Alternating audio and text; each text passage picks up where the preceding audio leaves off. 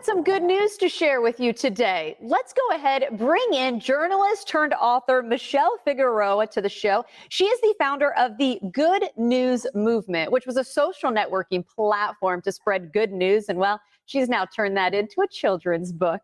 I am excited to welcome Michelle, author of A Good Thing Happened Today. How are you?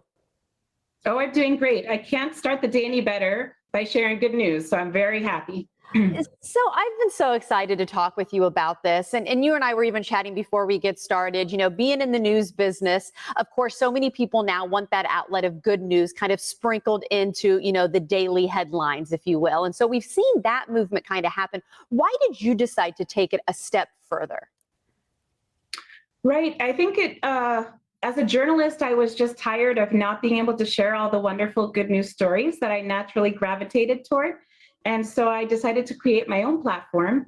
And this was before the pandemic, and people needed it. And during the pandemic, people needed it even more. So basically, it was nice to finally have a centralized place to only share good news. And now I'm really happy that good news is in vogue and that people are creating their good news verticals, all the different networks. And I think it's necessary. I mean, we have to represent reality, and it's not balanced. If we only share all the bad things that are happening, I think at least equal weight should be given to good news. So that's my job, to every day collect and share the good news. And people send me messages about every couple of minutes.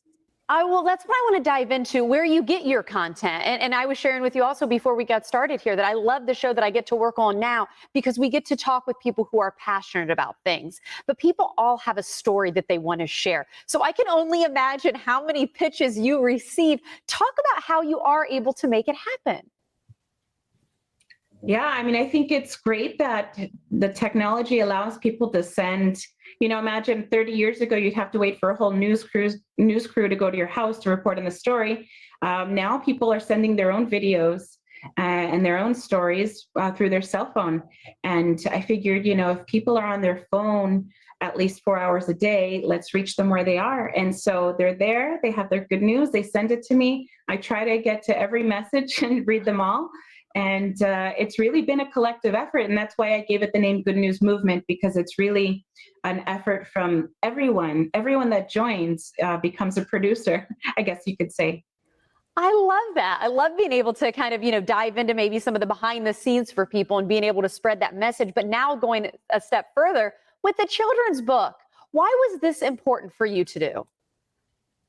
Well, as a mother myself, I realized it's so important what we feed children in those formative years when their brains architecture is just kind of forming.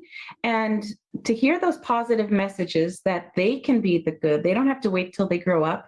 There are so many stories of kids doing good that I've featured, whether it's kids getting together and painting homes after a hurricane, or a kid sewing a quilt out of his old shirts for someone experiencing homelessness. There's so many ways for kids to make a difference. And I hope that when kids read this book, they're inspired to either do something similar that they read, or it inspires a different idea. And if I can affect one kid, then I think my mission is accomplished with this book. Oh, I love hearing that. Hey, Michelle, maybe I'm saving some of the more difficult ones till the end. Since you have been working on this, do you have that one story or maybe that genre of stories that really has hit home for you, that one has maybe even changed you and had that feeling of, yes, I'm doing what I'm supposed to do right now in my life, that you've been able to follow up with? I 100% think that this is my calling. And I think that's part of the success, because I never went into it as a business model. Mhm. These are stories that move me and stories that I love to share. A favorite, yes, I have a friend in Argentina whose girlfriend was a musician, and she passed away. And so in her honor, he actually got the Symphony of Buenos Aires to go to hospitals and perform music in her honor for sick patients. And I thought that's so beautiful, that out of something bad, you can create something good and something powerful. And we've all gone through something that was hard in life. I think we all can share that common experience, but the human spirit is so resilient. And I think that was a great example of how to move forward with good. And and try to be the good. The good isn't always happening somewhere else. And I think the book was key in showing that you just need to open your eyes to all the good that's happening around you. And it can be easy to miss it if you're focused on the past or the future or your phone. So I hope people open their eyes to good news and kind of listen to what the world is telling them, because there's a lot of noise. So we just need to kind of silence and look for the good.